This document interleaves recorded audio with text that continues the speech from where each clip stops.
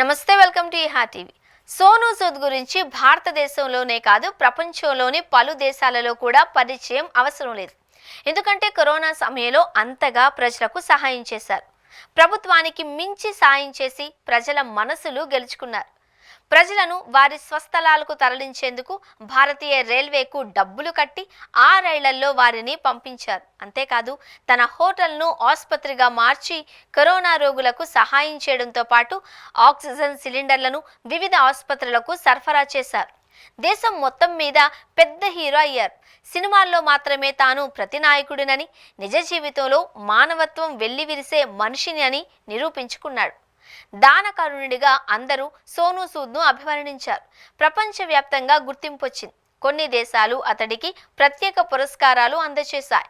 తాజాగా యూట్యూబర్ అన్వేష్ సోనూ సూద్ పై సంచలన ఆరోపణలు చేశాడు. డబ్బు కోసం అతను బెట్టింగ్ యాప్స్ వైపు మళ్లాడు అని, ఏకంగా 1000 కోట్లు సంపాదించాడు అని తెలిపారు. పేద కుటుంబం నుంచి వచ్చిన సోనూ సూద్ ఈ స్థాయికి రావడానికి ఎంతో కష్టపడి సినిమాల్లో నటించి మంచి పేరు తెచ్చుకున్నాడు అన్నారు. సినిమాల్లో హీరోగా నటించాలనే బలమైన కోరిక సోనూ సూద్కు ఉండేదని, దీనికోసమే బెట్టింగ్ యాప్స్ వైపు మళ్లాడు అని తెలిపారు.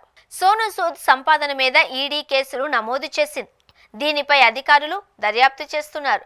అన్వేష్ చెప్పిన దాని ప్రకారం సోనూ సూద్ అనేవారు బెట్టింగ్ యాప్స్కు సంబంధించి డైనోసార్ లాంటి వ్యక్తి అని, హర్షసాయి లాంటి వారు నీటి మడుగులో మొసలి లాంటి వారు అన్నాడు. ఏపీ, తెలంగాణలో హర్షసాయి ఇలాంటి వ్యవహారమే నడిపాడు అని, హర్షసాయి ఆధ్వర్యంలో కొందరు విదేశాలకు వెళ్లి అక్కడి నుంచి బెట్టింగ్ చేస్తున్నారు అన్నాడు. ఇలాంటి వారిపై చర్యలు తీసుకోవాలి అని అన్వేష్ కోరుతున్నాడు. సోనూ సూద్, హర్షసాయితో పాటు అన్వేష్ బెట్టింగ్ యాప్స్ పై సన్నీ యాదవ్, సావిత్రి తదితరులపై సంచలన ఆరోపణలు చేశాడు. ఇందులో వాస్తవం ఎంత ఉంది అనే విషయం త్వరలో తేలనుంది.